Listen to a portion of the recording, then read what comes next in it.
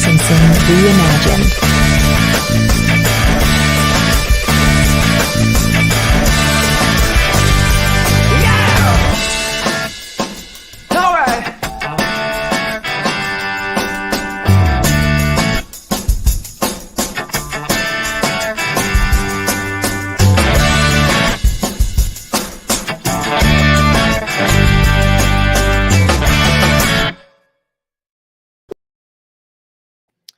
What is up? Hey, Hardcore Nation, Hardcore here, and welcome to a Tuesday night episode of Life Behind the Pros, Season 3, Episode 13. So we're super excited. We've been able to keep this thing rolling, and I say this every week, but man, it just seems like we just are able to put together a really cool show for everybody again this week. And listen, I'm gonna give 100% of the credit for that to all the people that have been willing to come on the show and share their stories and share what they're doing with racing. So I feel like we're just a facilitator. We just get the opportunity to sit here and talk about racing every week and just have a good time with it. But you guys out there are making this show a success. So again, we can't thank everybody who tunes in as well as everybody who comes on the show enough for helping us grow this thing and get it going. So, all right. So tonight, episode 13. Again, big show. We're going to talk in the Kenda ripping up the weekend. We're going to talk about Mountain State Hare Scramble Round 5 from Rockwell Hilly Farms. We've got DP Break Dirt Dominators Top 10. Sunstar Rising Star tonight. We've got XC1 Pro Devin Feehan joining us to talk about his season. We've got some Kenda 9-hour updates in our Hauser, taking it to the house of the week. Really looking forward to this section tonight. We've got 3 of the top 4 XC2 Pro-Am guys with us. We got Jay Shad, Brandon Owens, and Stephen Harrell joining us on the show tonight, all together to talk about their battles. In our Outlaw Motorsports Young Gun of the Week, we're going to be talking to Alicia Daly, and we're also going to be talking to Bill Daly of Outlaw Motorsports. She is an up-and-coming women's racer right now in the local series and continues to get faster, so I'm looking forward to talking to her. We're going to kind of update you in our Custom Access All Smooth News of the Week, Action Off-Road Camp update. And then in our Hardcore Nation sponsor spotlight this week, we're actually going to talk to Sunstar Chains and Sprockets brand manager, Doug Kirk. So we're looking forward to talking to him. And then we will round out the show talking about the 9-2 Goggles Clearview look ahead of where we're going to be racing next weekend. Of course, we'll give away the swag. And just a reminder, we'll give away the swag. All you got to do, folks, is make a comment in the comment section. So right here, I got it up there for you. You can see we've already got a couple entries. Kenny Vincent, no wonder you get bad starts late again. Kenny, I was only a minute. It was 8:01, brother. And then Doug Kirk's on here saying, let's go. So Doug's ready to go. I'm looking forward to you guys actually seeing his layout for his show tonight. And I'm really looking forward to some of the backstory on the Sunstar Chains and Sprockets, a little bit about the company, some things I didn't know, and maybe you guys did, but if you didn't, it's kind of cool. And then I am actually excited. Pro Graphics, Liz Harper and Chloe Harper got the Life Behind the Pros helmet wrap done, and we're going to unveil that tonight and show it to you guys. And we were going to wait till Snowshoe to wear it, but I think it looks so freaking cool that I think we're going to wear it this weekend at the East Coast race. So again, packed show tonight. So we're going to jump right into it, guys. So this past weekend, we were at the Mountain State Hare Scramble Series, and just based on scheduling and not being in the shape that we need to be in to be able to run 2 days in a row, this is the first Mountain State that we have been able to make it to this year. So round 5. So we do apologize to Mountain State Hare Scramble. We haven't been there more, but again, all part of the recovery process for us. But yeah, so we were able to make it this week, and man, did not disappoint. Track was super fast. A lot of fun flowing logging roads that you could really let the bike open up and you could run. Again, 4th gear, wide open, pinned, and then, slide it into a hairpin, turn right or left, back around. But the biggest thing, again, I talked a little bit about this last week, but the biggest thing is the group of guys that we're racing with, man, it is stacked. Like, I just can't tell you, unless you come out and watch this group of guys race, and I'm talking about the older guys. So at the Mountain State Hare Scramble Series, it's the 40 plus AB class. And we got guys from 41 up to 55 in that class. I think 55 is the oldest, and Nick Lambruno, and you got me at almost 54 in there as well. And then you got Mick Heister at 50. So yeah. And then I'm not quite sure how old Chad Judy is, but he's in that range as well. And you got Richie McCulley in there. You got John Leeson. You got Rat Rod, Timmy McIntyre in there as well. And then you got Tim Paulus in there, who he had a heck of a ride this weekend. Tim is somebody I believe that when we raced a couple years ago was racing in the 40 plus C class, I think. And but man, what I talked to him after the race, I had to work my ass off to end up beating him this weekend. So all that, but again, what a great class, a great turnout, 113 quads, I think, total. And we ended up getting fourth in class and 27th overall. And we were 0.7 seconds out of third place, right behind Mick Heister. And I don't know why, guys. Again, I may be the worst first lap racer of all time. Like, I don't get it. I don't know what the problem is, but my first lap is always my slowest. And then, I guess I'm happy about it because it means our fitness is coming around. But my last lap was actually my fastest lap of the day. So we're making the changes. I guess our fitness is coming back. We're getting there. But man, I gotta get the first lap thing figured out. So anyway, so we come around the first lap. I think we were fifth. Second lap, got in a couple bottlenecks, and like Tim got by me there. And then in another bottleneck, I didn't realize that Timmy McIntyre had caught us. And when I pulled over to let another guy by, he got by me there. So at one point, we dropped clear back to seventh.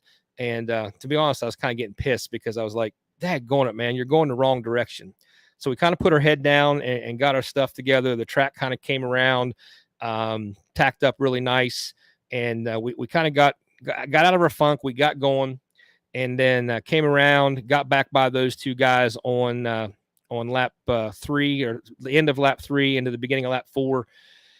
And then kind of put our head down and decided that we were not that far out of the possibilities of catching third place, but probably the odds of catching Chris Conklin and Ron Varndale also in there. Of course, I forget them because they're 3 minutes ahead of us because they're so fast. But they both, Chris Conklin actually run behind me for the first lap, and then got by me in the field section coming into the woods. And I do, again, I apologize, man. I did not know that was you behind me.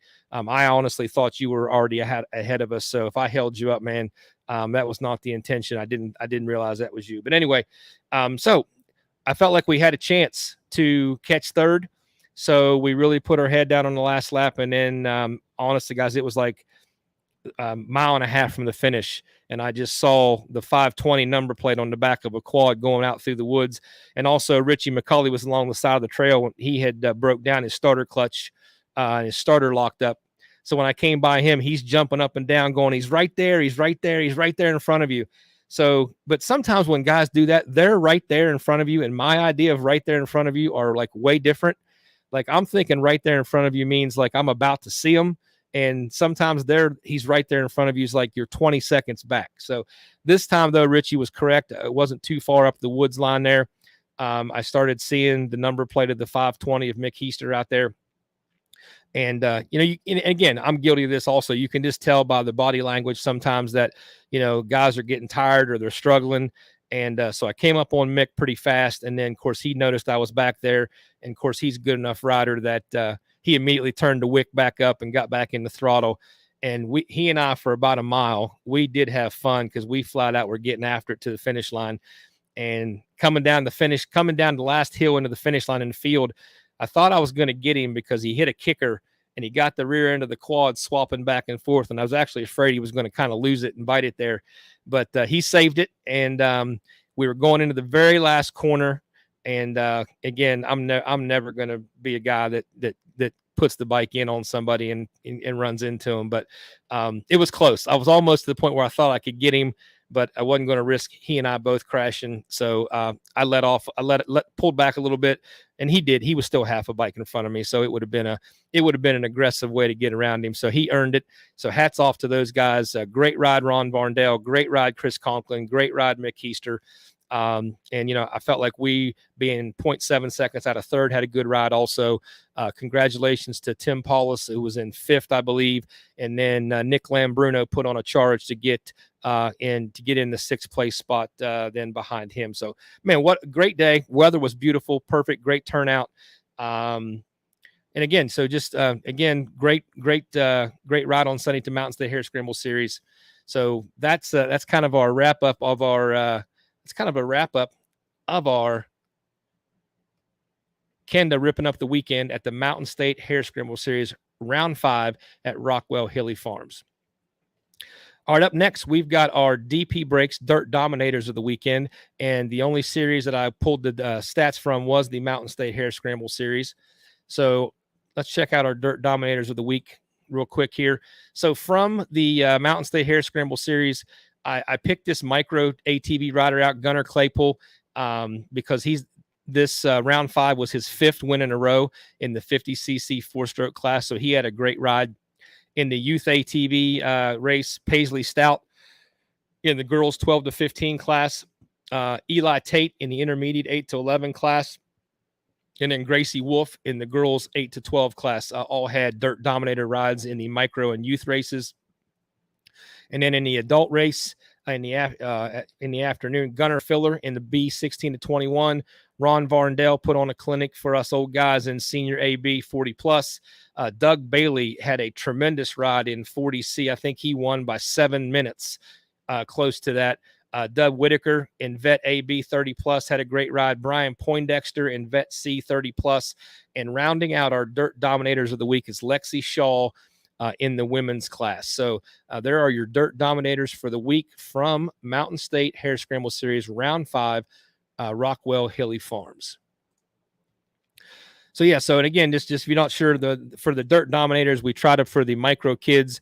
They got to win by I think it's either 2.5 or 3 minutes, or there has to be something unique that they've accomplished, like the 5 wins in a row, for us to name them a Dirt Dominator. And then for the youth ATV, it's 3 minutes, win by 3 minutes or more. And then for the adults, we try to make sure that it's 5 minutes or more for a Dirt Dominator position in the top 10. So, and again, that fluctuates a little bit depending on the results. If we've only got 8 people in the top in the Dirt Dominators, obviously we flex the times a little bit to get us a top 10. So let's check out real quick. Let's check out some comments real quick here. We got Jerry Durst. Thanks for tuning in. Danica Holcomb. Thanks for tuning in. Michael Hughes. Thanks for tuning in here. Seth Durst. Appreciate you always being here. Maddie Williams. Thank you for joining us.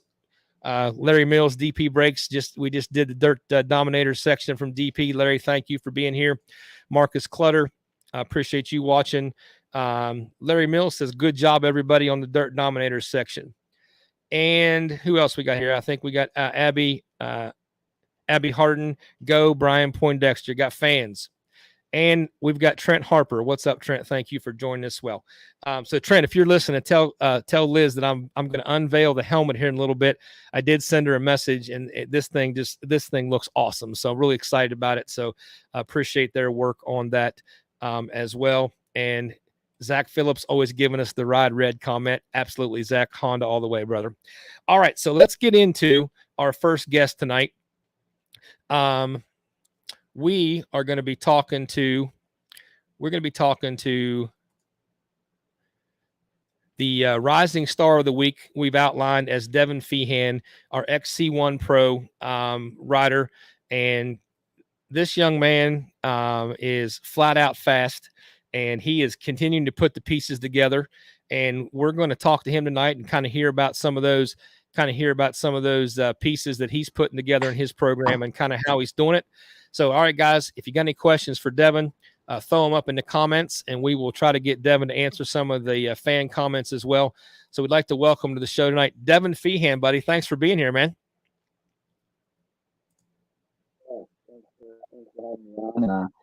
I got the headphones ready, so hopefully this is working better. Oh, dude, you sound much better. Appreciate you finding him. That's awesome, man. So Devin Feehan. So right now, man, we're gonna start off with just some stats to kind of get us kicked off here. You currently are sitting number 5 in the points, in the both the overall and the pro class both. 127 points. You're 4 points out of 4th place, and you're 8 points out of 3rd place behind Hunter Hart and John Glotta Jr. You and I talked a little bit there. What's interesting for me about the points breakdown is you got one goose egg there. So obviously you're facing the points challenge there as well. But just Devin, just tell us a little bit about your year so far and kind of how things have unfolded for you, and then we'll get into some more specific stuff. So go ahead, man. Yeah, no, it definitely started out, really, really competitive, and it still continues to be every race. Obviously you mentioned the points and currently sitting 5th. I think it's a good spot, and I held on to the 3rd place in points all the way up until the John Penton round, which was the round I didn't score any points at from a mechanical failure. Basically, that race I just had a coolant hose come off, lost all my coolant. Tried to limp it into the pits to get some back in it, and was hoping to finish just to score in the top 20. Didn't end up making it. There was really nothing I could have done about it. So at the end of the day, I did what I could, and just every race, doing the best I can, and just putting those pieces together, trying to stay in it for the points, and just it shows that every race really does count. And I mean, especially a DNF, that really hurts when you don't score any points. But I think right now there's a very few number of riders that have finished every race. And obviously 1 and 2 are pretty spaced out right now. So that kind of leaves the 3rd to 7th right now is super close in the grand scheme of things, with 5 rounds to go. And all those guys, I've raced with, and we've all been on the podium. Yeah, like that group of guys you're talking about, Devin, is like, I mean, it's like any given Saturday could totally mix up the points in that 3 through 7 area, just based on somebody jumping on the podium and somebody else having a bad day. I mean, you guys are all stacked in there pretty tight with 135 to basically 114 in that area. So absolutely every race at this point is pretty critical for you guys. Yeah, for sure. So we talked a little bit earlier before the show. So one of the things you've had a couple, you had one hole. Did you have one hole shot this year? Not this year. I honestly don't think my starts this year have been any better than maybe 5th or 6th. So I need to step up my game there. So that was my point. Like we talked a little bit about that. You've kind of been in that mid pack area off the start, and then of course, just like in every class, everybody's fresh on the first couple laps and everybody's blazing fast. But one of the things from both commentating with Mikey Waynes and Rodney Tomlin that we talk about kind of in between commercials and also sometimes on the live is that you kind of seem to have developed this, you claw your way back into it in that 3rd and 4th lap. And sometimes it's a 5 lapper also. What do you kind of, does that make sense to you? Do you think that's about, you agree with that? You think that's not right, or how do you see it? Yeah. I just think early on it's so intense and everybody's jockeying for positions and trying to get towards the front. I think after lap 1, if you can't see the leaders, it's really hard to catch back up to them. I mean, if you're in their position at the front and the guys behind you can't see you, that kind of gives you an advantage to kind of run away where we can't see their lines and kind of follow their pace. So I think early on, if since I'm not starting 1, 2, and 3, I'm kind of forced to ride behind whoever is 1, 2, 3, 4, 5. And like I said, we're all moving really fast, and no one wants to give up a position in the top 5, which I totally understand. So, I mean, it's just after lap 1, it's like we're all out and it's just all racing from there. And, if you're going to make a pass, you have to find it yourself to do it. So if you could script out your race with nobody, no mistakes, and not messing anything, and nothing freak happening, would you rather lead or would you rather chase? That's a hard question. I don't know. I think I would like to lead a race just for the experience. Like, I think that that's something I haven't done a ton of. Um, and I just think it's a different kind of, I don't want to say pressure, but it definitely puts you in a different position to where you kind of have to maintain that position. Everybody's going to be fighting for it, and kind of you have a target on your back. So I Yeah, definitely and I, do well coming from the back. Like in Florida, I crashed on the start. Um, I that was actually my best start. I was like third or fourth, and then I was all excited and flipped in the third turn and had to dig from dead last all the way to third. So I mean, I guess in that regard, that takes all that pressure off, and you've got nothing to lose. yes, even you feel like at that point you can just kind of settle in, and like you said, you don't have anything necessary to lose. You have everything to gain. Um, how much do you attribute where you're digging yourself back into the top five pretty consistently to your fitness program? To what would you give the most credit to being there at the end? Yeah, I think the fitness plays a really big role. Just kind of like dealing with that intensity and discomfort for that extended period of time throughout the race.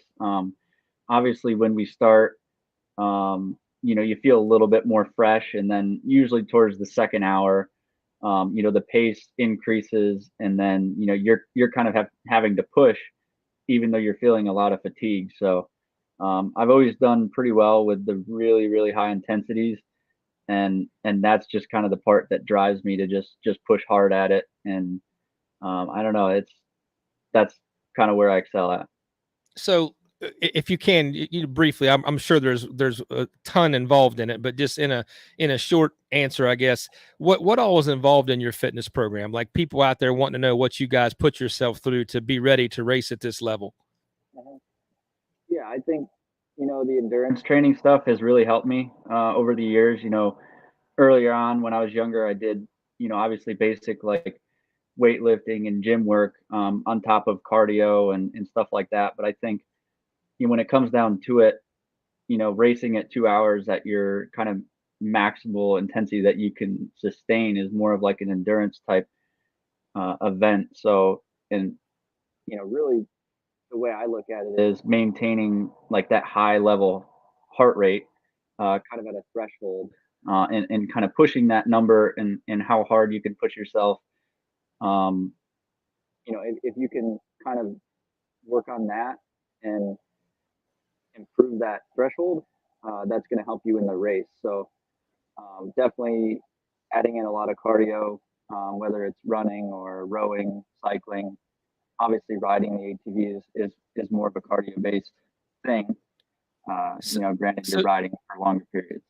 so Devin, one of the things I mean, I'd heard this, but I didn't know till you and I talked a little bit beforehand. Um, a little bit unique about your program is you are pretty much, from the way I understand it, kind of a one man show. You kind of do it all. Is that accurate? And what does that mean when we say you're a one man show? Yeah, just doing all of the mechanic work to the race machines, and I have the GNCC quad that I maintain. Um, the race quad, the GNCC quad from last year is what I race at locals with, and also maintaining a practice quad and doing all the wrenching myself. Basically minus the suspension work, which I have Micah from Custom Axis helping me out with, and No better. No better. yeah, that's right. He's a good guy. Um, and yeah, just doing like even doing my engine work. It's just something that helps me be a little bit more efficient in between races. If I need to do a top end or full blown engine build, I can do it. In a pretty short amount of time.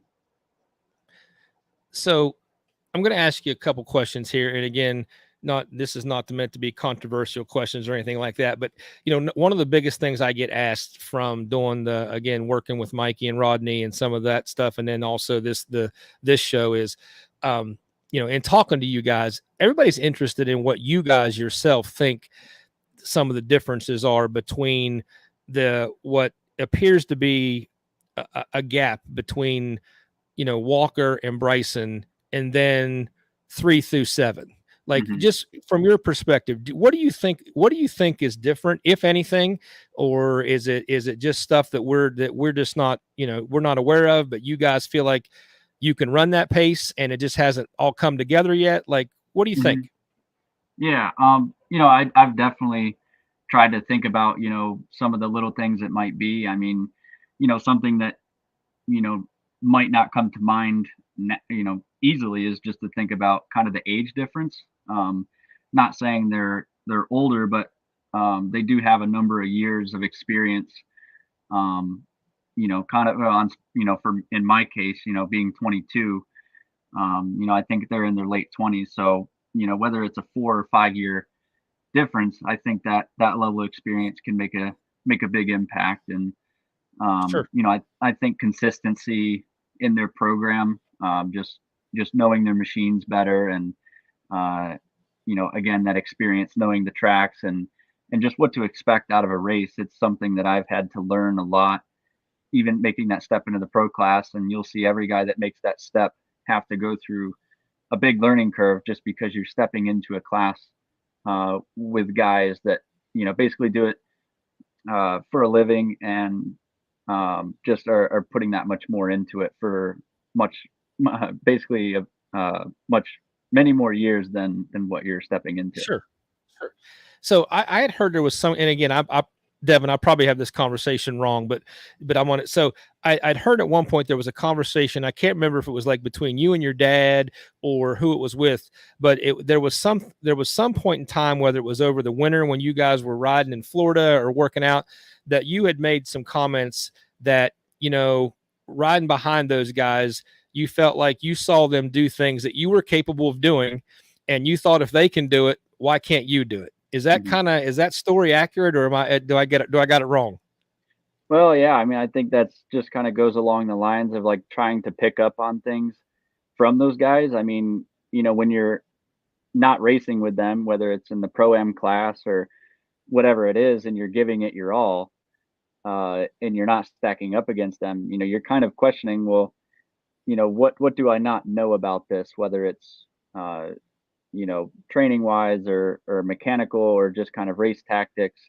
There's something that they're doing more efficiently or smarter than what I'm doing. So, basically riding behind them, you may pick up on something, whether it's the way to hit a line, or a certain corner that you wouldn't, kind of naturally know to do on your own. So, I just getting that experience up there. Anytime you can race with a guy faster than you're definitely going to pick up on something. Sure. So I noticed too, and again, I know just from talking with Adam McGill and stuff too, that sometimes at some of the local series is like, depending on how the local series race goes and who's there, also determines whether you guys, have to run at a complete 100%, or whether you can run 90% and still put yourself in a position to win a local race. But Hmm. like, I do notice that some of the over the wintertime FTRs and things like that, some of the Sorks races or whatever down south, that it seems like you guys are able to actually mix it up a little bit more consistently with Walker, in terms of time on the track, and it looks like lap times are more consistent. What do you agree with that? Do you have more opportunity to actually run with him at some of the local races, or is that just stats on the paper, not telling the whole story? Yeah, I don't know. I mean, I actually haven't personally I haven't raced those FTRs with him, but I know that like Adam and Hunter down there in Florida Yeah, jump in there, and he'll race them as well. Um, but I think he's putting most of his energy and goals and focus into the national stuff. Um, I don't know if it's a full blown attempt to go out and win all the locals, but I think they're good opportunities to practice and kind of test some stuff sure. in a race. All right. So where does Devin Feehan go for the rest of 2022 here? We got Snowshoe coming up. I don't know. I can't remember from talking to you around the pits whether you're a huge Snowshoe fan or not. Like, how are you feeling about going into that? And what's your goals for the rest of 2022? Yeah, Snowshoe. I think that's a wicked cool round. It's just a little bit different. Obviously the track's a whole different animal, and yeah, different setup there, and just kind of whole different feel to the race altogether. But it's a cool weekend, and hopefully have a good result there. And hey, I have my guaranteed best start of the year with a front row start there for fifth, so I'm pretty pumped about that. That's awesome. Yeah, so hopefully I don't screw that up, and yeah, just head into summer break with decent points, and hopefully come out healthy. And yeah, over the summer, gonna do the Fuel Ministry camp, the Okay. Indiana camp in July, and then right after that is going to be the Kenda 9 hour. So Yeah. So great segue, man. I yeah. appreciate you not forgetting to bring that up. But I'm going to jump on here real quick. I don't know if you can see the comments or not, Devin, but that's a pretty huge compliment from Josh Merritt right there. It says give Devin 2 years and he will be up there. So from one of your pro colleagues, that's pretty kind words. So Josh, appreciate you tuning in also and joining in. So Kenda 9 hour. So you and I talked before. I said, hey, is this something you can talk about? Are you going to do the Kenda 9 hour? And you said yes. And then I told you that I had just recently gotten wind that you and Walker Fowler were going to be a 2-man team, not a 3-man team, but a 2-man team for the Kenda 9 hour. So is that fact or fiction? And tell us about what's going to happen. Yeah, that's the plan right now. It should be cool. I've done a couple team races in the past, not quite 9 hours, but I kind of know what to expect. And he asked me about it a few weeks ago, and I kind of said, sounds really cool, and just got to get a plan together with my backup race squad to get it ready for that. And yeah, I mean, I think basically 4.5 hours a piece, and should be really cool. So this may be way too early, but I mean, have you guys had any strategy conversations? I mean, are you going to run a couple hours each? You're going to run, surely to God, you're not going to run 4.5 each, and then. Yeah, I don't know. I don't know what the exact plan or strategy is yet. Okay. But yeah, like I said, I kind of know how they go, and my guess is it'll be, a certain number of laps or time, whether it's an hour or whatever it is, but just keep switching around. Well, listen, just from being somebody who's been involved with trying to get this first year of Kenda 9 hour off the ground, just want to say thanks for you guys being willing to participate. You and Walker both, and as well as the other pros that I know that are trying to figure out how to get there. So you guys are going to be what helps make this a success. You're going to be the people that, not that we're not going to have fun, but let's face it, no one's coming out there to see Hardcore Harvey race 9 hours. They're coming out there to see you and Walker Fowler and hopefully Adam and his team and some other guys I've heard that are trying to put teams together. So we appreciate you guys being involved and being willing to come out and do that. Yeah, for sure. Well, Devin, listen, great interview. I appreciate you spending. I told you 12 minutes. We were way past that. I appreciate you being a good sport and hanging in there with us. Good luck coming up in Snowshoe. We'd love to have you back on towards the end of the year and kind of see how things played out for you. So if you're willing to come back on, we'd love to see you towards the end of the year and touch base again, man. Yeah, that sounds good. Just let me know. All right, Devin, thanks, folks. Devin Feehan, XC1 Pro, currently 5th in points, getting ready to go into Snowshoe. And you did hear it here on Life Behind the Pros. Walker Fowler, Devin Feehan, 2-man team for the Kenda 9 hour. Devin, we're going to let you go, buddy. Thanks, man. All right, thanks again. See you guys. All right, so Devin Feehan and Walker Fowler making the announcement, 2-man team for the Kenda 9 hour. Kenny Vincent's throwing a boo. Josh Merritt's laughing out loud. Megan Ostrich joining us. Appreciate it. We're going to talk to Doug Kirk here in just a little bit. That's awesome. Can't wait to see those two ripping it up. And we've got Barbie and Billy. So proud of you, Devin. And what is this? Yeah, that's not happening, buddy. That is not happening. All right. So that takes us to, we're going to move the Kenda 9-hour update to a little bit later, try to get back on schedule with some of our interviews. That brings us to our next section here, which is going to be our Hauser taking it to the house riders of the week.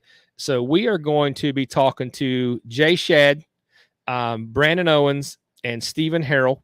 So I see Brandon Owens on here. I see Stephen Harrell is on here, but we got to get his camera on. And we are looking for Jay Shad to join. And we're going to let Devin go out of the studio. And real quick, I'm going to throw Jay Shad another invite just in case he got kicked out. So don't forget, guys, to enter in for the swag giveaway at the end of the show. You do have to make some comment in the comments. It doesn't matter anything. Can be hey hardcore, can be what's up. Just have to make a comment. So we're going to bring Brandon Owens and Stephen Harrell on here now. And then when Jay Shad joins us, we will add him to the stream. So these guys, first of all, before I bring them on, couple stats here. We're getting ready to talk to 3 of the top 4 XC2 pros in points. The only one we don't have on here, there we got Jay Shad as well. The only one we don't have on here with us is Wyatt Wilkin. But we've got Jay Shad, Steve Harrell, and Brandon Owens. Jay Shad currently leading the points with 7 wins and a third with 231 points. We got Steve Harrell with 4 podiums and then 4 fourth places with 160 points. Brandon Owens with 3 podiums and then a win. And then Brandon had a couple outlier races with a 9 and an 8. So we're going to bring these guys on and let them talk a little smack about the world in the world of XC2 Pro-Am. Guys, welcome to the show. What's up? Hey. What is up? All right, is everybody getting settled? Yep. Oh, Stephen Harrell, I love you. I love you, brother. That's a great shirt you picked. Atta boy. All right, so only fitting. We're gonna go in order of points right now. So Jay Shad, we're gonna start with you, buddy, in the number 1 spot. Just real quickly, give us an overview of your season so far. I mean, great start, obviously 7 wins and then a podium third. So tell us how things are going, man. Well, pretty good. A lot better than I expected, honestly. I mean, dang near perfect season so far. So, I mean, that's just great. I mean, keeping the bike together, everything's working good. I'm doing good. So, yeah, just great. So what are some of the keys for you, man, to think? I mean, because there's been a couple races where, coming around on lap 1, I mean, you on adjusted time were for a few moments in even the overall lead. Yeah, I mean, I just try to push as hard as I can that first lap and just get to the front. And then once you start catching them pro guys, it's just start running with them. It's like a whole different world, and it makes it a little bit easier to be up there. So do you feel like when that happens, Jay, that actually, I mean, does it pull you along? I mean, does it help you with your pace, or do you spend so much energy getting there then it's kind of hard to maintain that? I think it's a little bit of both. Obviously, I was in a little bit of better shape at the beginning of the year than I am now. But yeah, I mean, once you get onto those faster guys, I mean, it's easier to stay with them than it is to push to catch them. So, I mean, once you can run their pace, it's easier than trying to set it yourself. Sure. So I'll ask you the same question I asked Feehan earlier. Would you rather lead or chase? Honestly, I like to lead. I'd rather be the one in control. All right. So I felt like you were going to have a good year based on, again, just talking with Adam on the phone over the wintertime when he was down and you were riding down there with them some. Is that correct? Yeah, I was down there the majority of the winter. I mean, yeah, he even made some comments that you were riding really well. And so I just wondered how well you were going to come out and perform. And so far you've been almost perfect. But you got a couple guys on here with you that are really trying to make things interesting for you. And tell me about some of the battles you guys have had with them. And last round, Brandon Owens ended up getting the win, and Wyatt Wilkin ended up getting second, and then you ended up rounding out the podium. But what's it like racing with these guys? It's awesome. I mean, it's always a good battle. Good guys to be with. Honestly, I don't have any problems with anybody. I like to consider us friends at the races. So, yeah, I mean, it's good, clean racing. So at the last race, again, not saying that you were going to have a perfect season, but what you had a third. Did you have a hiccup? Did something go wrong? Did these guys just run a better day, or what kind of happened? I mean, yeah, obviously Brandon was on fire right off the start. I mean, he passed me before I even had a problem. So, yeah, he got out there. I had a little bit of a mishap between a couple trees and rolled it and dropped back and forth. Just battling with Steve and Wyatt there for a while. I mean, we were back and forth. It was pretty crazy. And, yeah, at the end there, I kind of broke free, got around them too, and made a charge at Brandon, and then caught up with him. He was with Merritt and Abney in a group there, and those guys they were rolling, and went for a pass. There's a little problem with the lapper in the middle of the track. I cut into the weeds, tried to get around them before Brandon did, and we kind of just got together, and I kind of got the short end of the stick. But yeah, it's racing. So yeah, I ended up. Well, I guess the race gods figured for 7 rounds it had went your way. So yeah, one of them didn't go your way. All right, so Stephen Harrell. So turn your mic on there, brother. So Stephen, you are currently in the number 3 spot with 160 points. Brandon's right behind you with 158. So Stephen, tell us a little bit about your year. I know I got to talk to you on the Split Lines Off-Road podcast a few weeks back. I learned some interesting stuff about you that I'm going to bring up here in a minute, but just kind of tell us about your year so far.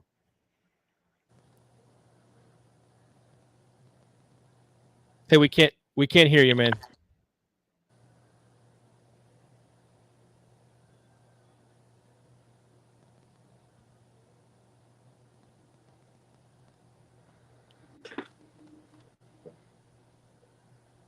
You there?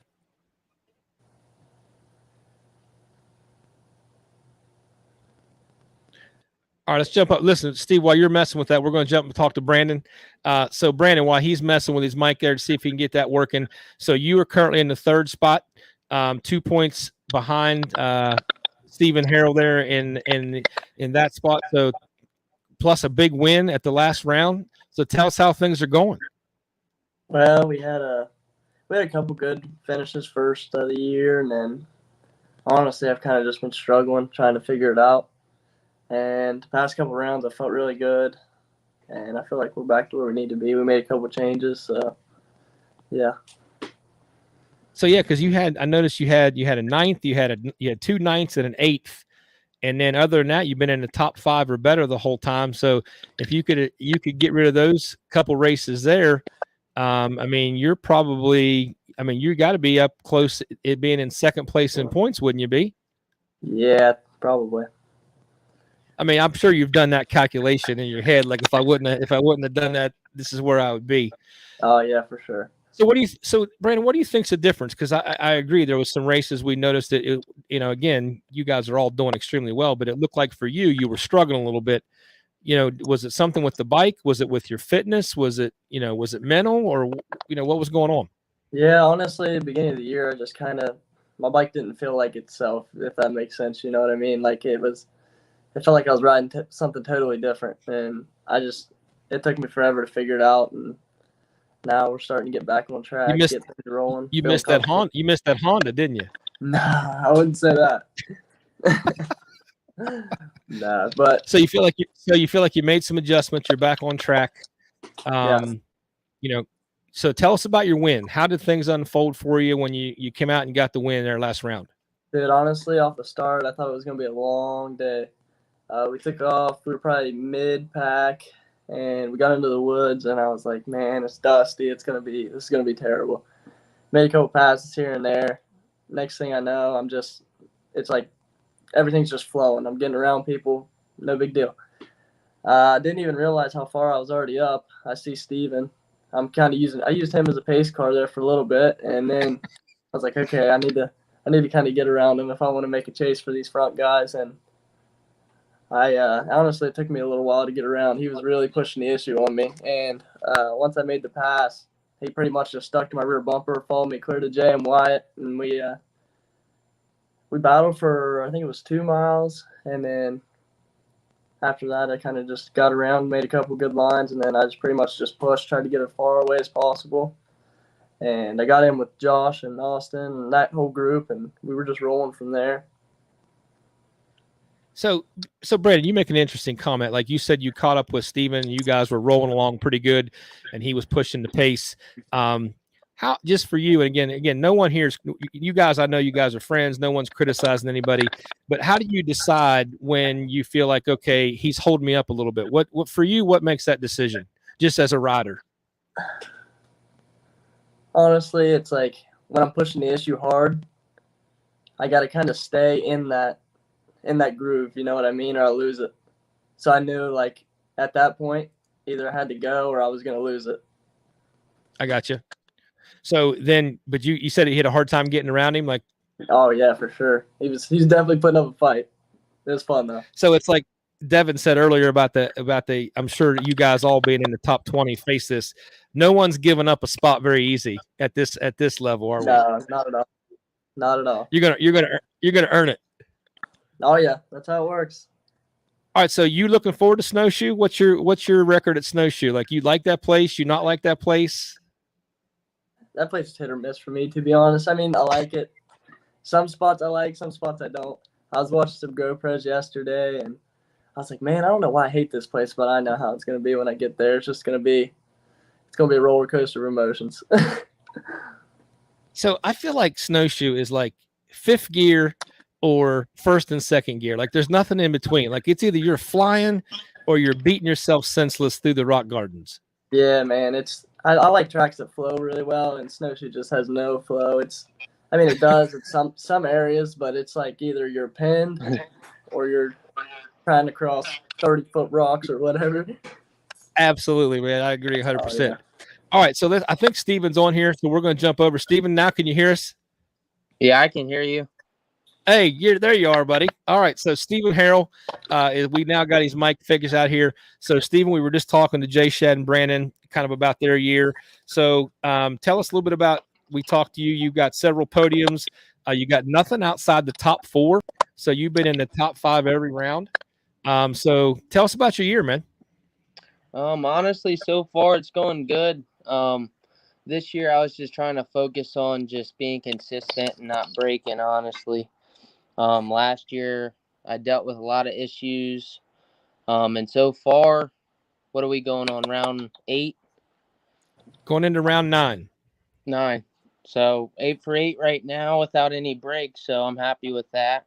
But honestly, I'm just trying to figure out the pace.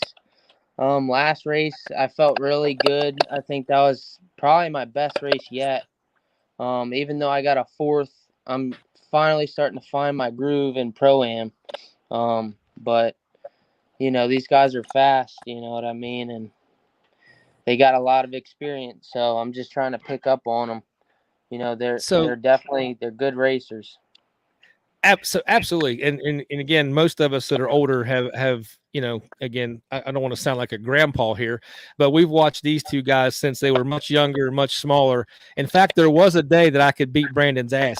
When there was a day that I beat him a few times, but that was a long time ago. So Steven, the unique thing about you that I learned on the Split Lines podcast was, like, you've only been doing this like a couple years. Yeah. Yep. So, tell us about your backstory here on how long you've been doing this and how come you didn't get into it until you're a little older here and all that stuff. Yeah, so my whole life I wanted to race. My dad he wouldn't do it. I tried, but he was so into school and making sure I was doing good in school and sports and all that. But my whole life, I mean, I've been riding. People think it's crazy. I mean, but I rode my whole life. I mean, every day when I was a young kid. I mean, I didn't have the nicest bikes, but I still had DRRs and I rode all the time. I mean, I definitely did. I never raced, But, I was either riding or doing sports as a young kid, and just growing up, really through high school, I didn't really get to ride a lot. And I was big into wrestling, and that's what I did. Really, I didn't really get to ride that much. But when I was a kid, up till I was about probably 14, I rode all the time.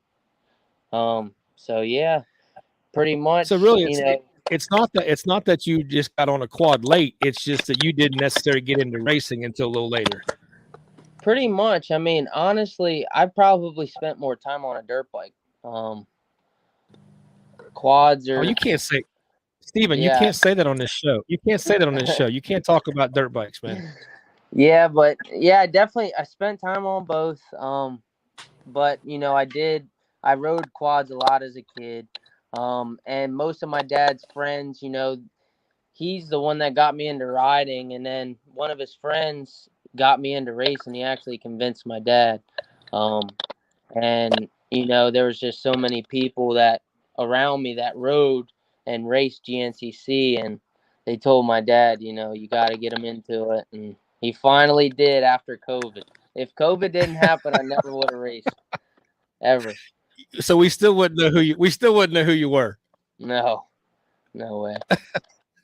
I got lucky. All right, so I'm going to open questions up for all of you here now. So any of you just kind of jump in and respond.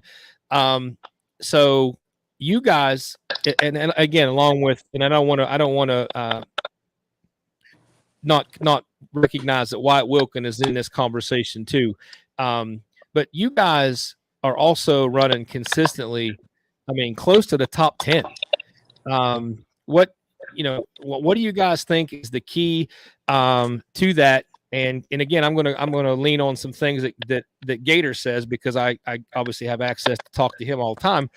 And he always says that anybody, not just you guys, anybody that's coming up through XC2 and then coming to XC1, and Jay Shad, you might be an interesting comment on this, because you've kind of done both, is that there's still a big jump between going from XC2 and catching the top 10 and being in the front row and staying in the top 10. What do you, Jay Shad, let's go to you. What do you think, man? Yeah, definitely. I mean, you still got to run that pace regardless of the time or what row you start on. You still got to be like a top 10 rider, no matter what. Right. So, I mean, Brandon Owens? Yeah. Go ahead, Jay. Go ahead, Jay Shad. Go ahead. You're good. All right. You good. What do you think, Brandon? I mean, you're buddies with Gator. He talks crap on you. I mean, what do you think? Oh, yeah, I know. Is he right? Is it? I mean, is it easier to chase and work your way up there, or when you do make the jump to XC1 Pro at some point, do you feel like that's going to be another step? All right, I'm speaking from experience here. I ran XC1 at the last round of last year. All right. Okay. And I started with those guys. Felt awesome. I was kind of sick, but that's beside the point. But I started with them, felt awesome. But I felt like I pushed the issue so hard off the bat, it just like pretty much wore me down. I feel like that's the main issue. You got to get that first sprint speed with them, because it's nonstop. Now I feel like for us, we're not, how to put this, we don't really have to run that speed. We're just doing it because, I mean, we kind of have to, but we're just, it's just, look, what I'm trying to say is it's easier for us to catch those guys and kind of pace ourselves from them, and not trying to pace ourselves from, say, Bryson or Walker or Devin or Adam or anybody. You know what I mean? Sure. Steven, what do you think? I mean, you got the least experience of anybody here. I mean, what are you expecting when you decide to take that next step?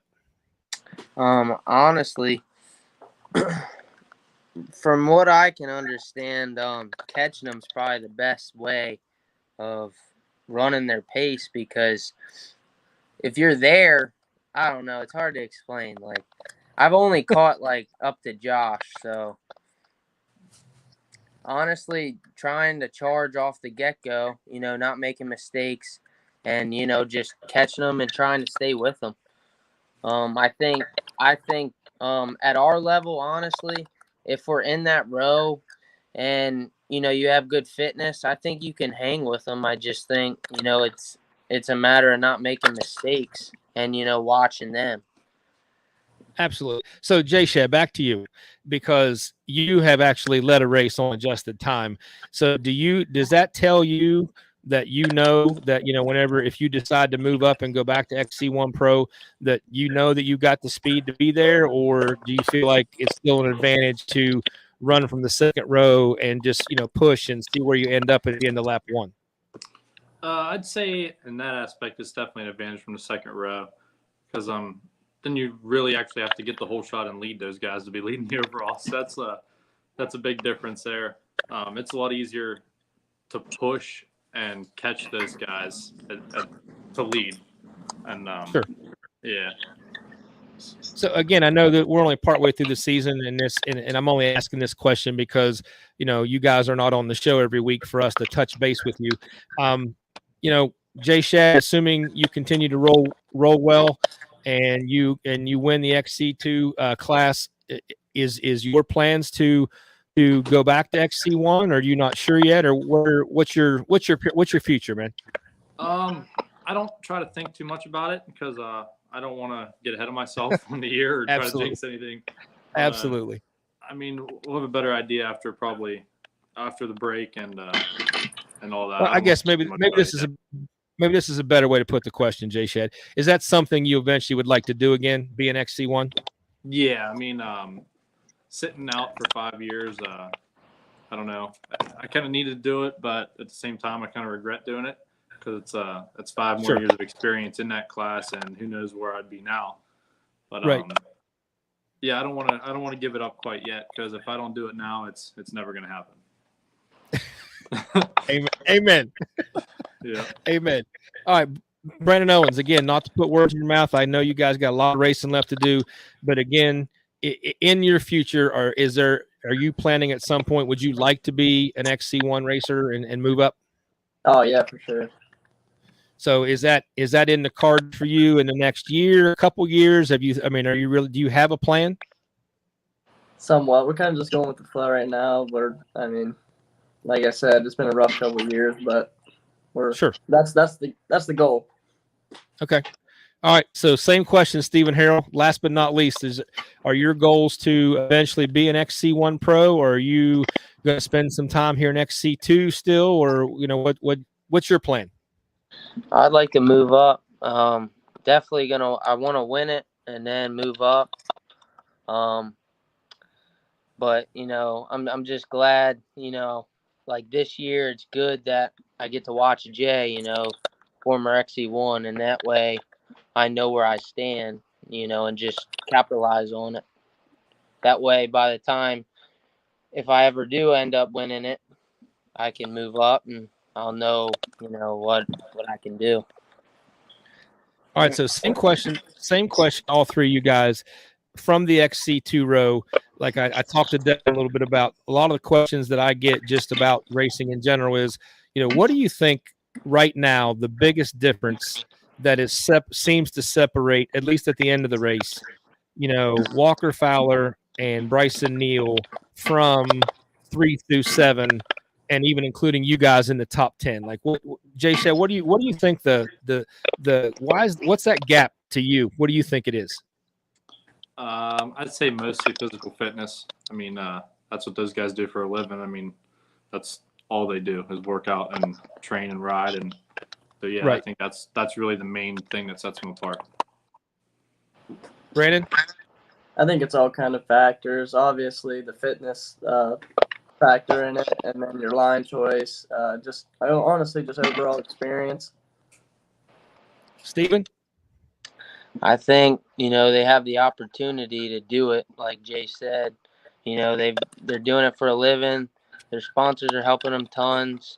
And, right now with the market the way it is, there's, Yamaha is only going to help so many people.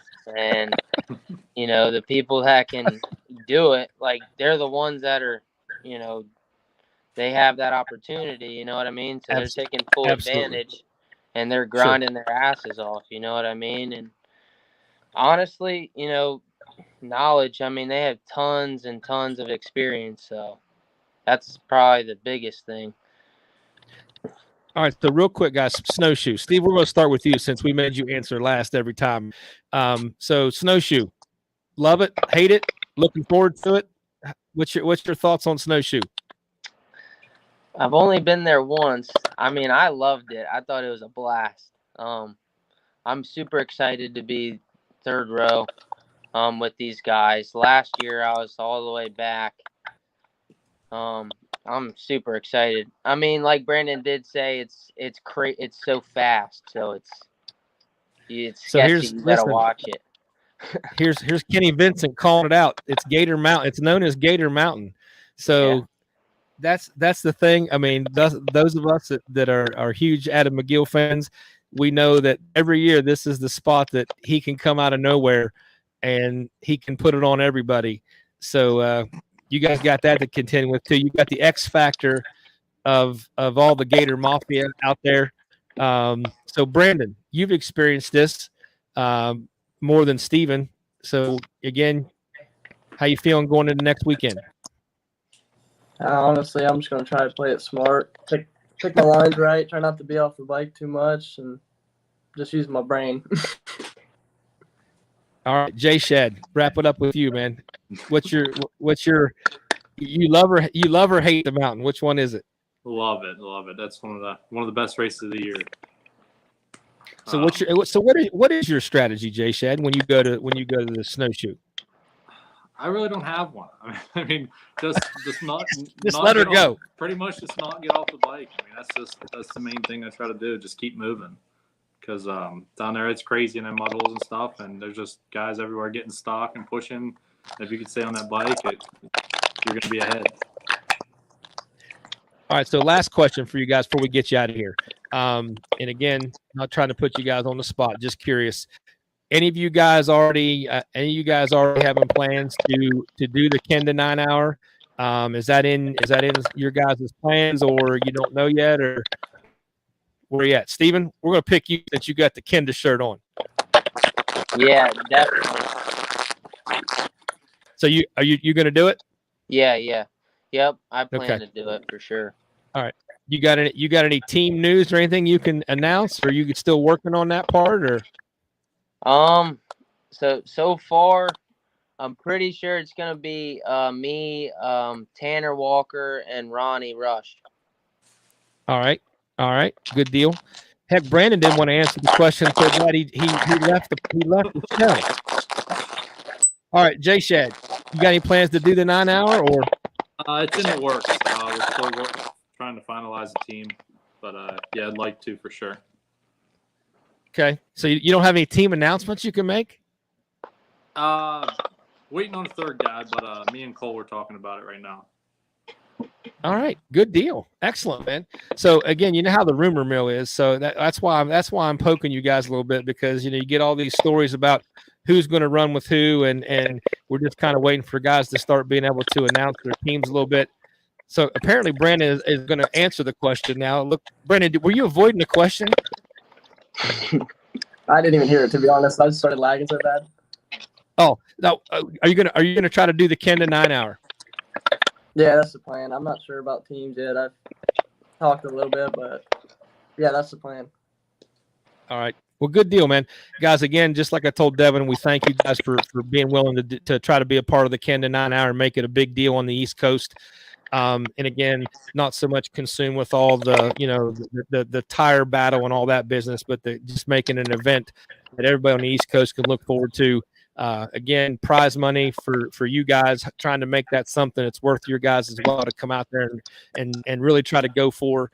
And again, our goal is 100 teams for the first year. So, help us promote that if you can.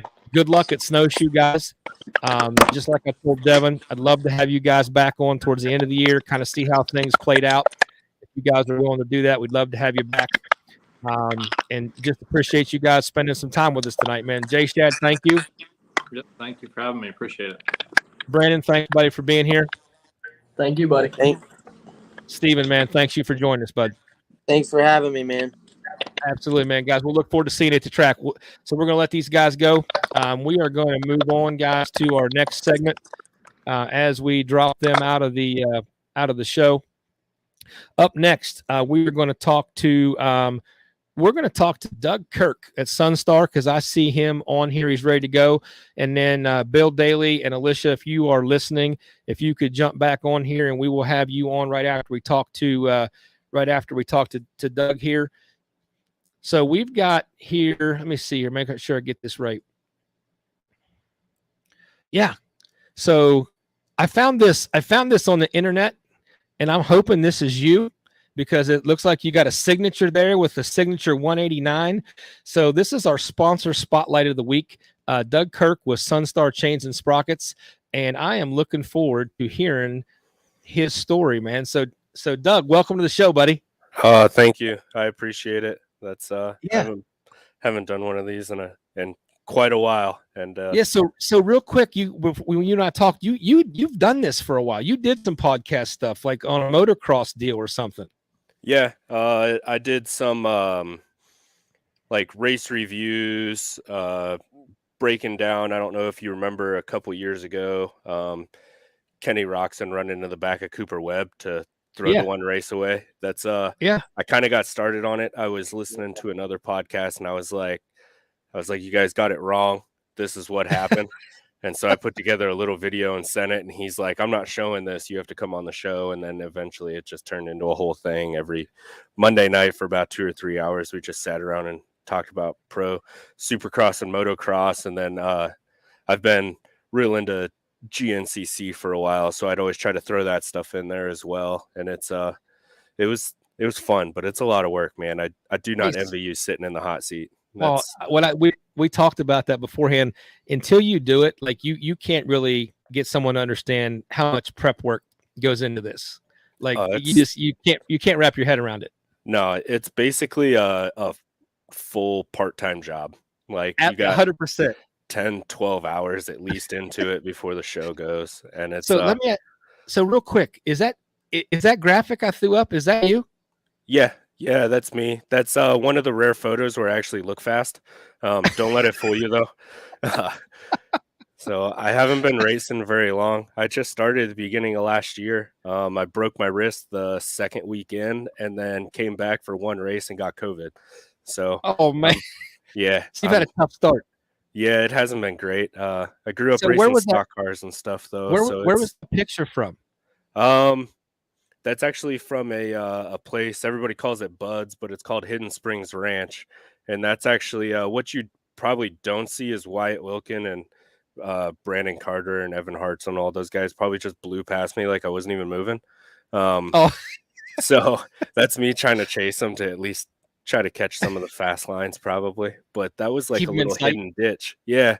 I didn't even know that little ditch was right there. And then everybody ended up just bouncing over it. So it was kind of fun. Came out with some cool pictures. There were some awesome pictures. All right, so you are, am I correct? Do I have your title right? Are you the brand manager? Is that your title? Yeah, for that. Yep, for the aftermarket group and stuff like that. So it's okay. So tell us a little bit about your history with Sunstar, and a little bit about the Sunstar history, because you told me something I had no idea about that I want you to share on the show about Sunstar, because I'm going to bet folks did not know that.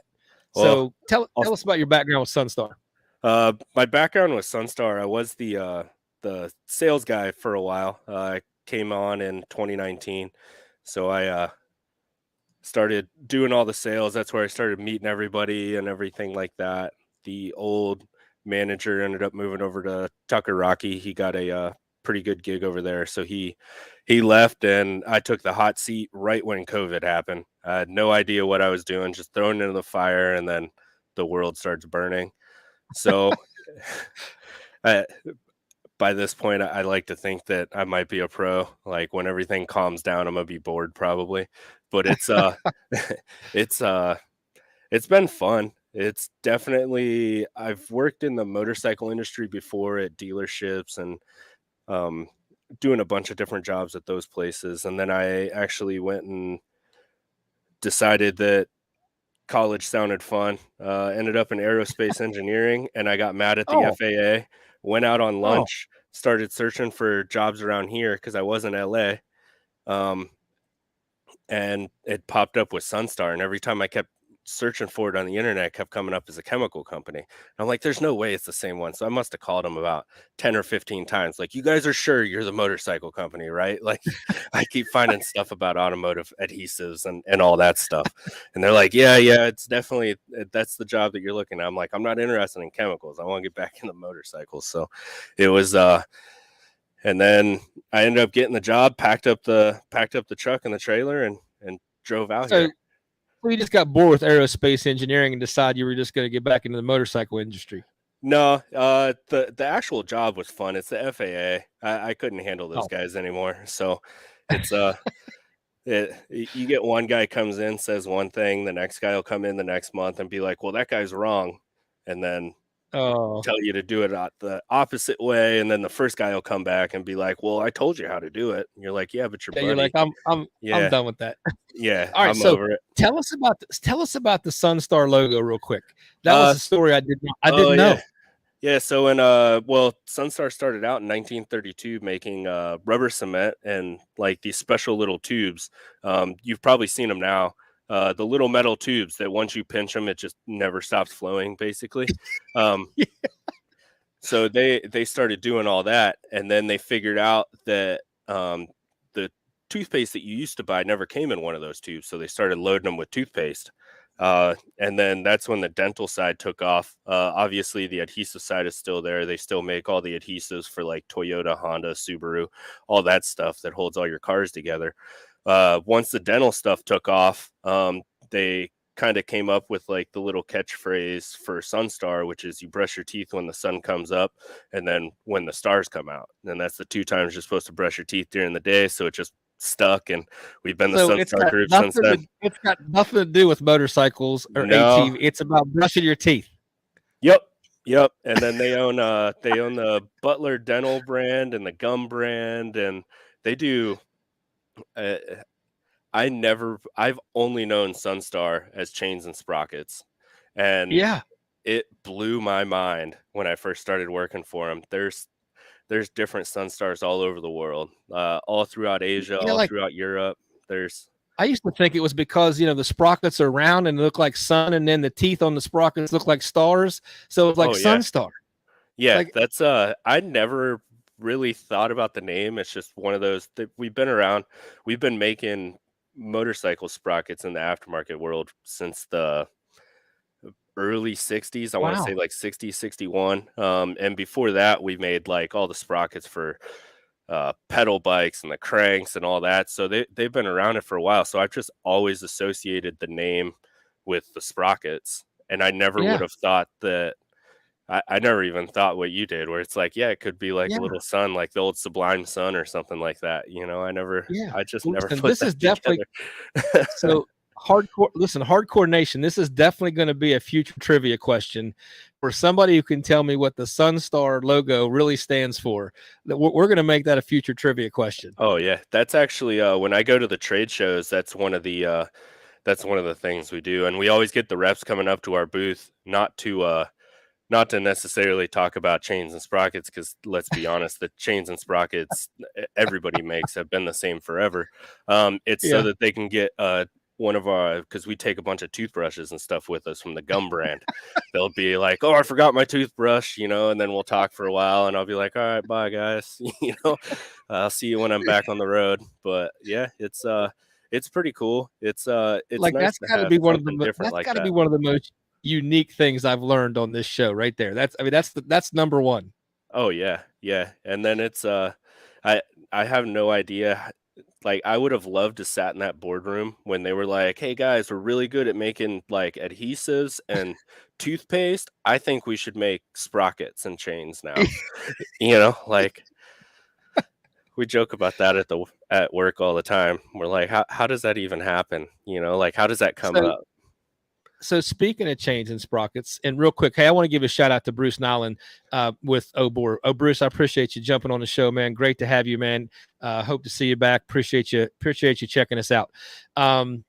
So Yeah, Kenny Vincent's like, I had no idea. And Kenny's he's pretty knowledgeable. He's pretty knowledgeable about the sport. So I feel better that I didn't know. If Kenny didn't know, I don't feel so bad. Oh yeah. So you said earlier, I asked you because we were kind of joking about, sometimes chains and sprockets aren't all that exciting. But you said that there's actually you're getting ready to put some stuff out that's new. Yeah. Last year we went through and we figured the bikes, quads, especially like on the street side, the horsepower and torque just keeps going up and up and up.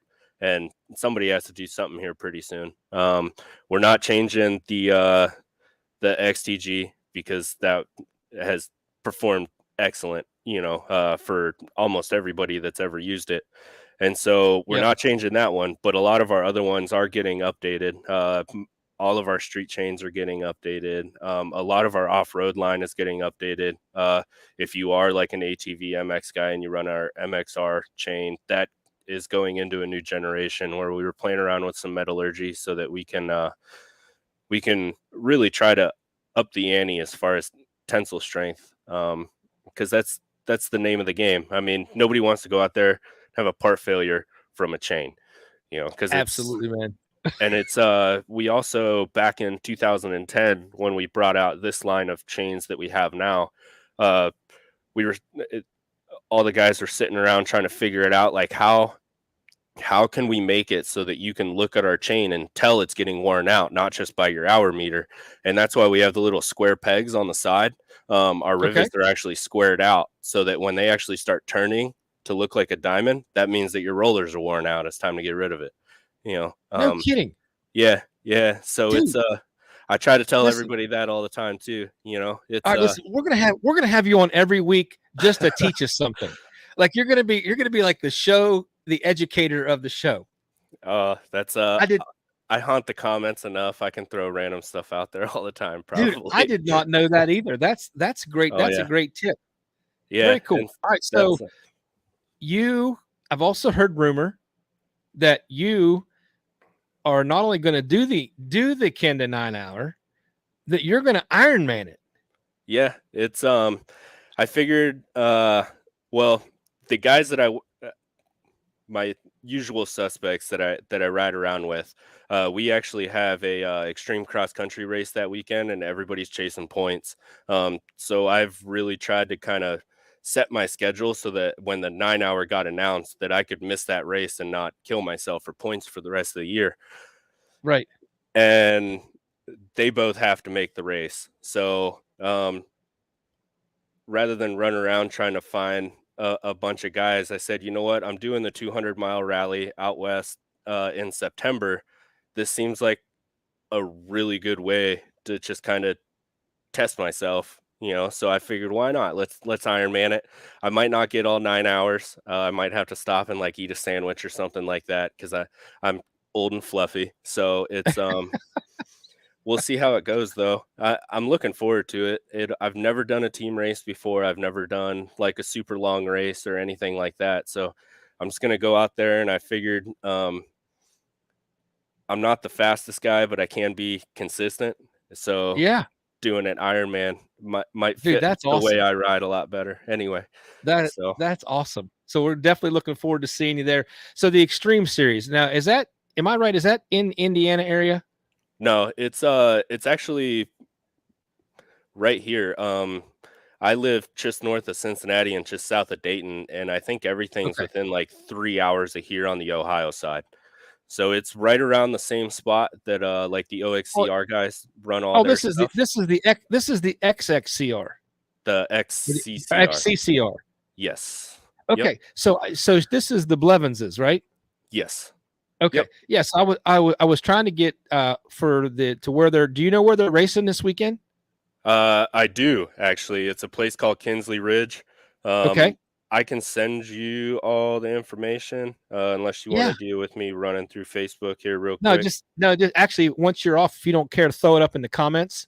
Yeah, I can do that because I was wanting to promote them on the end of the show with where people are racing this weekend, and I just we didn't have time for them to respond before the show started. So that's awesome.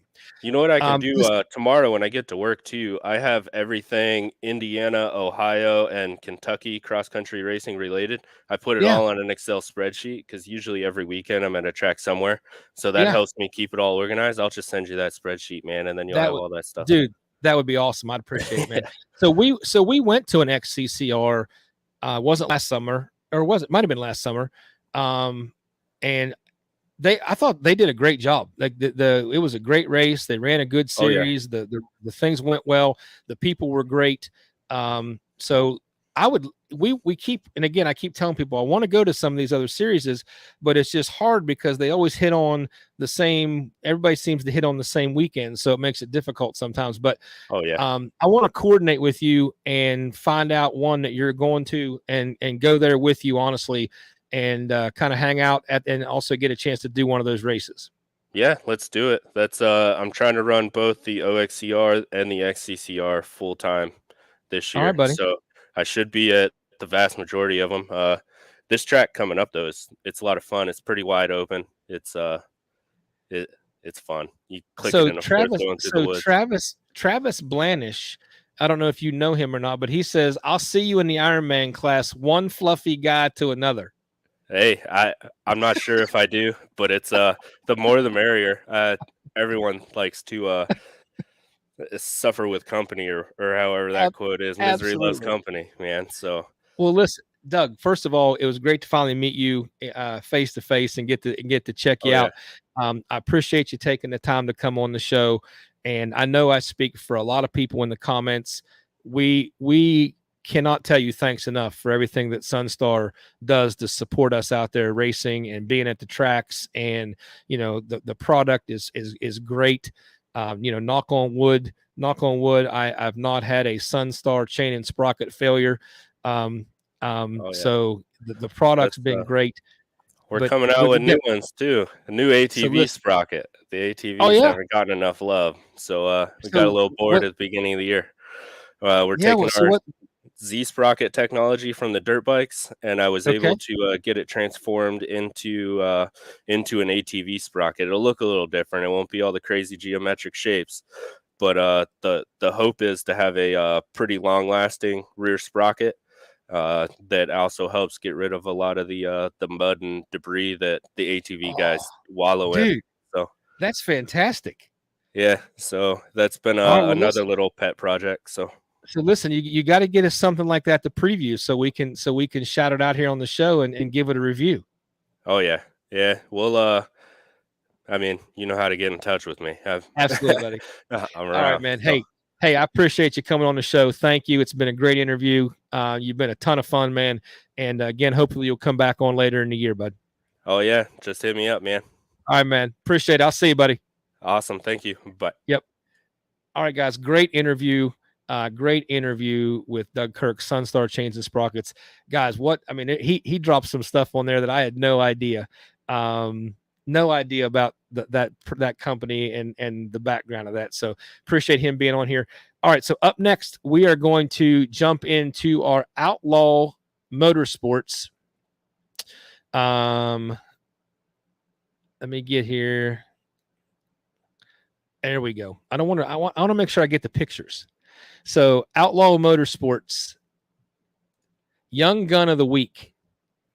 And our Young Gun of the Week is Alicia Daly, which happens to be the daughter of Bill Daly, who happens to be obviously the family that owns and runs Outlaw Motorsports. And here you got some pictures. This is my favorite on the right of her and the old man at the racetrack. And the one in the center, her taking the checkered flag. I think that was another win for her. And she is currently competing in the trail rider class in the new East Coast Series. So we were going to welcome them. And of course, we definitely can't say enough thank yous to Bill Daly for supporting the show and being one of our title sponsors. Welcome, guys. Hi. Hey, I can hear Bill. All right, Alicia, can I hear you? Can you hear me? Yes, that's great. Fantastic. So, Alicia, we're going to start with you because I know how much you love talking to me. And every time we do East Coast podiums, I come up with questions to ask her, and she just looks at me like, "Oh, can you stop talking to me?" So I'm thrilled to have you on the show, hon, because I wanted to talk to you about your story a little bit, because from talking with your dad, from where you finished last year and then how you started this year, there's been such a tremendous growth in your racing ability. I just wanted to give you a chance to talk about it, and I definitely wanted to share with everybody. So first of all, welcome again. So tell us about what you have done to get from where you were to where you are now. Well, I've been practicing a lot more than I used to. I'm taking it a lot more serious than I was, for sure. Okay. So is that something that you are doing, you want to do, or is that something you and your dad have agreed that is part of the growth process to get better? Well, I like practicing and everything. He makes me sometimes, but Attaboy, Dad. So what do you think for you, Alicia? What has been the biggest thing you've noticed that has helped you get faster besides practicing? What do you feel like you're doing better that's allowing you to be so much faster? Because you went from finishing, maybe third on the podium and being a lap down to now you're winning races and you're staying on the lead lap. well, I'm really focusing a lot more. Instead of just going out just to ride, I'm really taking it all in more. So you're trying to race. Yeah. Okay. So obviously you're being successful. What for you, how do you want to see the rest of the kind of the year go for you? Like, what are some of your goals? Because now you've got a couple wins. So we know we can finish on the center of the box on the podium. What are some things now you want to accomplish with your racing? Well, for the rest of the year, I'm hoping to just get some good finishes in my class and like overall too. Stay up there with the leaders. Okay. So then let's just say the rest of the season goes well. You have a good finish in the trail rider class. If you don't win the points, you're very close to winning the points in the top two. Like, are we going to see Alicia Daly go to the women's amateur class, or what's on the horizon for you? I am going to move up to the women's next year, yeah. And I'm going to try some this year too. Excellent. All right, so Dad, we're going to jump to you now because I didn't want you to talk before she talked. So how do you feel about some of the things you hear her saying? I'm very proud of her. I mean, she's came a long way in 2 years. I mean, we started this on her Raptor 90, that the first race she ever did, she hit a stump, wrecked, and broke her wrist. So, but no, we got a lot of plans. I mean, she's doing better. I mean, she's got a lot more drive, and she's doing real well. I mean, we have plans that, soon as we can maybe wrap up this class, she wants to move to the adult. I mean, she's probably going to shoot me when I say that we're playing. The one plan is to run women's amateur at CJ's at the Nationals. Excellent. We can get everything together. Yeah. So we're taking big jumps this year if we can. Yeah. All right. So Alicia, I noticed you're making some faces. We're going to give you a quick chance to respond to your dad's plans. Is that a good plan? What do you think?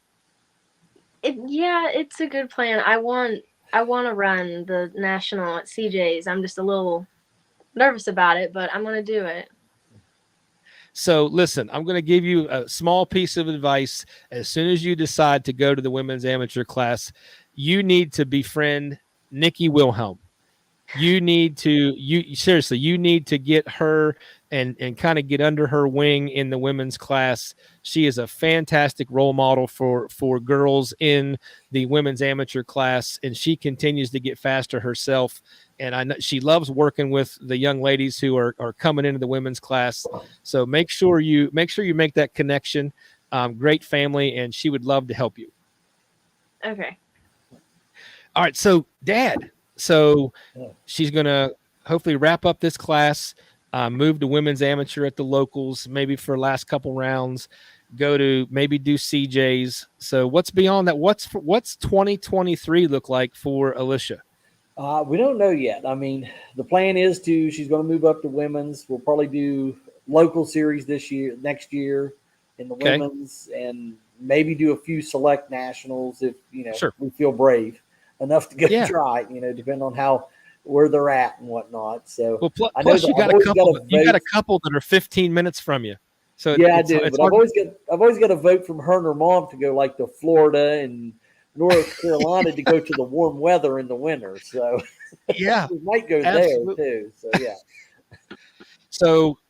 So we're going to switch gears because I heard a rumor that you were going to put the leg back over at Snowshoe. Yes. Yeah. I'm going to run Snowshoe. I've never done it before. So we're going to give it a shot, and I'm going to at least go ride around. Okay. I don't know how racy it'll be, but yeah. All right. Do you know what class you're going to run yet? I'm going to run plus 55 in the morning class. Oh, okay. So you're going to be with Nick Lambruno. Yes. Yes. All right. There's a couple guys in there pretty quick. Oh yeah. Yeah. It's I said, I don't race as much as I used to. Like I said, the past 2 or 3 years, I've been putting everything into her. So, sure. I'm getting old. So yeah. You know how many dads I hear say that when their kids start getting to the point where they're kind of being competitive and kind of into it, that it actually is almost a relief to help them get out of racing so they can just help their kids. Yeah, come pit crew and mechanic, and I'm good to go. All right, so John Daly says Outlaw Rules. Dusty Gatos says Outlaw. You got some fans on here, man. So how are things going at the shop? So let's switch gears a little bit. Shop's going really well. I mean, we have, like every shop right now, it's kind of like it's either feast or famine. You got 1 or 2 days that'll be slow, and then 1 or 2 days that you can't keep up because it's so crazy. Yeah, but no, we're keeping busy. I mean, we're trying to get new stuff every day, something different, trying to expand, carry more stuff. I'm slowly becoming, I think, the Raptor 250 headquarters of the area because I try to keep stuff so I know I have stuff for hers and order extra, and then it gets out, and then everybody wants to buy it. I feel like I just funnel Raptor people, like call Bill Daly, call Bill Daly. Oh, yeah. Like that. Yeah, we've well, like I said, I mean, it's like I said, I like talking to, how it is. I like to talk to people, but we got a lot of, I mean, really good customers. I mean, everybody, I appreciate everything people do, and I mean, we do the best we can, but it's hectic right now because it's like a battle to get anything, It used to take 2 days, it'd take me an hour to put all my orders in and take 2 days to get. Now it takes 2 days to order and like 5 days to get. It's just crazy. Yeah. It really is. And some stuff you can't even get. Oh no, I've got stuff. Actually, the funniest one I have is a friend of mine has an exhaust on order for their daughter's dual sport that I've had on back order with FMF for over 2 years. Oh yeah. I mean, there's a lot of stuff that way. I like the FMF product, but man, it is hard to get anything from them. Holy moly. Oh, I had a throttle cable today that got released off a back order that I ordered 2 years ago. Yes. Oh, well, COVID was going on. Yeah. You probably don't even have that bike anymore. They probably don't, but there's a 300EX throttle cable. There's a million of them. Oh, you're good. Hey, Kenny Vincent said he was in there spending money today. Yeah, he was in there. Yes, he's pointing me in a lot of good directions with the 250s to make it run right and keep them together. So yeah.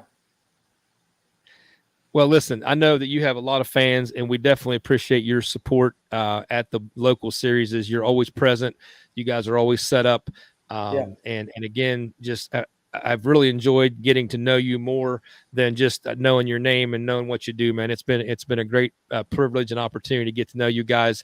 And Alicia, I'm a huge fan, so I'm going to keep bugging you on the podium until you get to where you like to talk to me.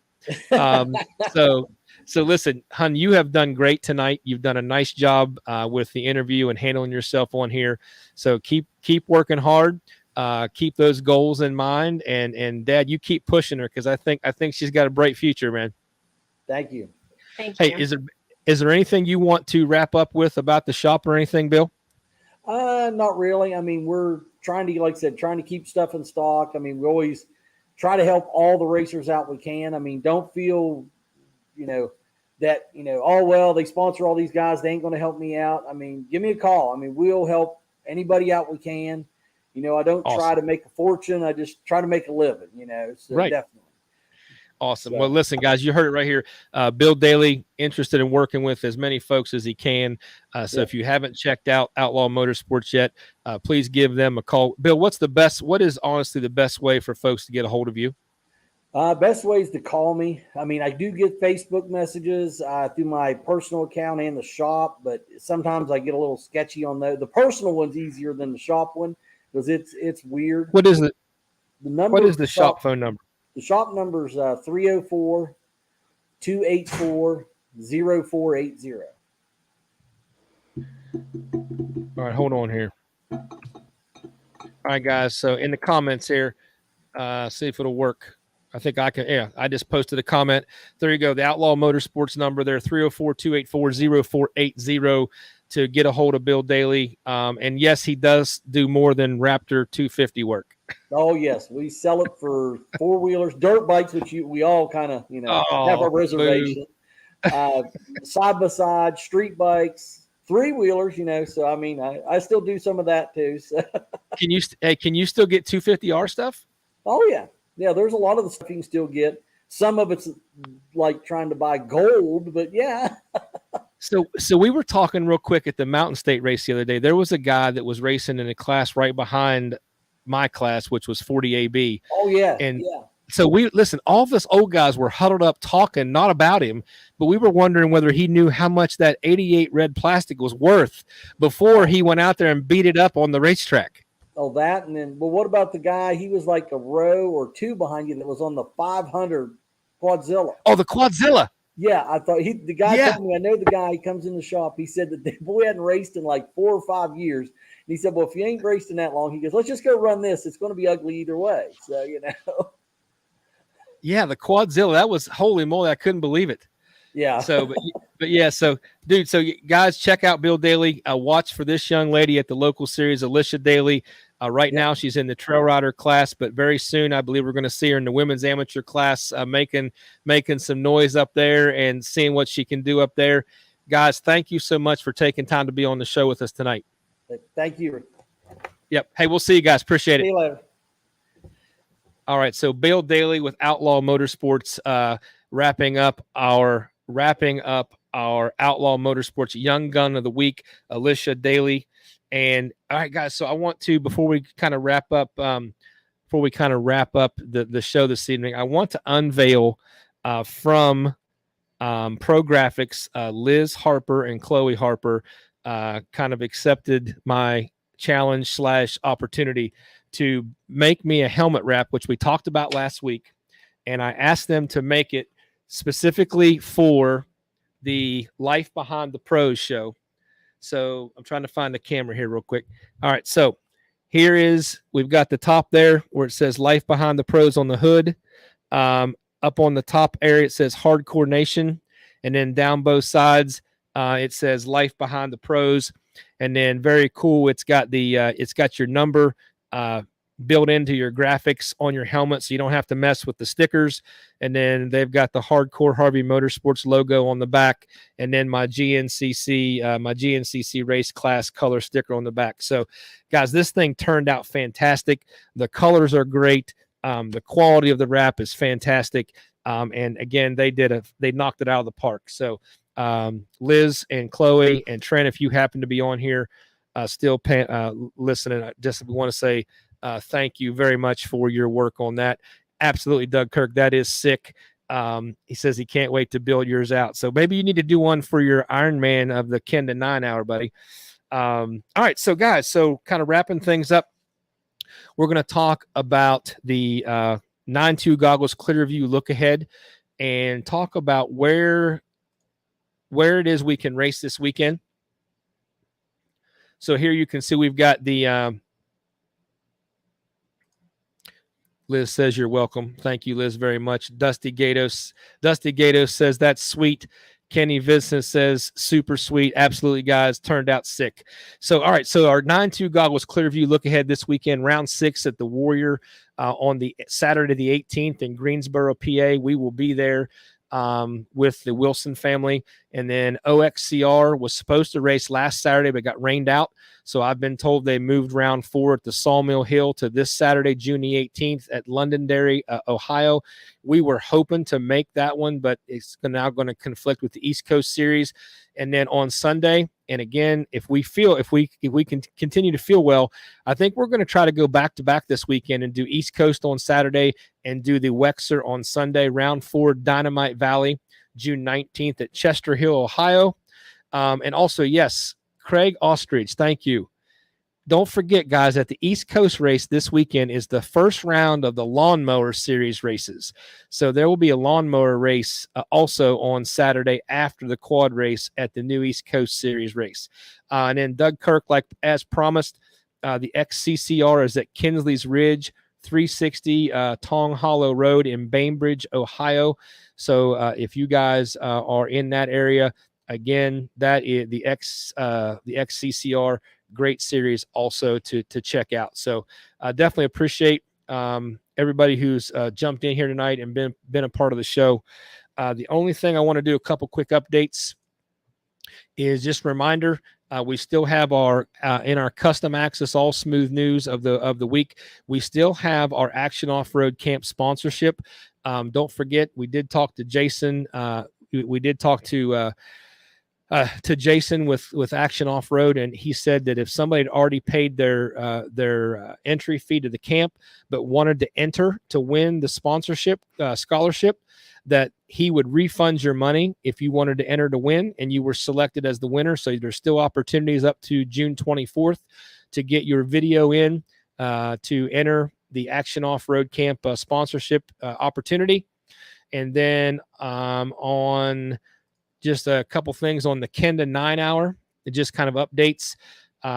The pre-registration is now open. That link is working through that link that we put out on social media. So don't forget about that. We currently are working on, we are getting very close to having sponsorship for every amateur class. So that's going to be an exciting opportunity for everybody who wants to come out and run there. Also, of course, you heard tonight, we've got a couple pro teams being announced. Walker Fowler and Devin Feehan will be running together. You heard Jay Shad say that he and Cole Richardson were currently talking about it as well. Brandon Owens is putting a team together. Stephen Harrell announced his team with us tonight also. So these things are starting to come out. If you know who your team's going to be, I would love for you for next week, kind of in our pre-snowshoe show. If you guys want to send me who your teams are going to be, I'd love to start highlighting some teams leading up to that.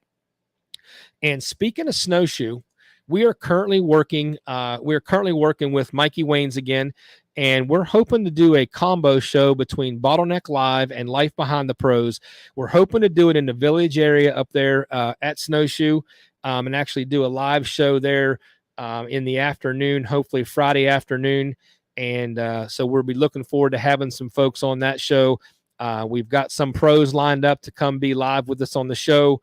So again, hopefully everybody can be a part of that and join us live at Snowshoe, and we can maybe drag some people in on the show that we can just grab some people out of the audience and have them come in and give us some sit down time on the show as well. So be paying attention for that coming up as well. So guys, I think let me check here. I think that is going to be a wrap on season 3, episode 13. Appreciate everybody who's hung out with us. So we are going to jump in here and get ready. I'm going to give everybody, we've got 44 entries into the swag bag giveaway. We've got more custom access gear to give away tonight. So thank you, Micah, for providing the swag bag giveaway stuff from Custom Access. And give you a couple more seconds to get your entry in, and we're going to wind down the show, folks, with our drawing. So here we go. Good luck, everybody.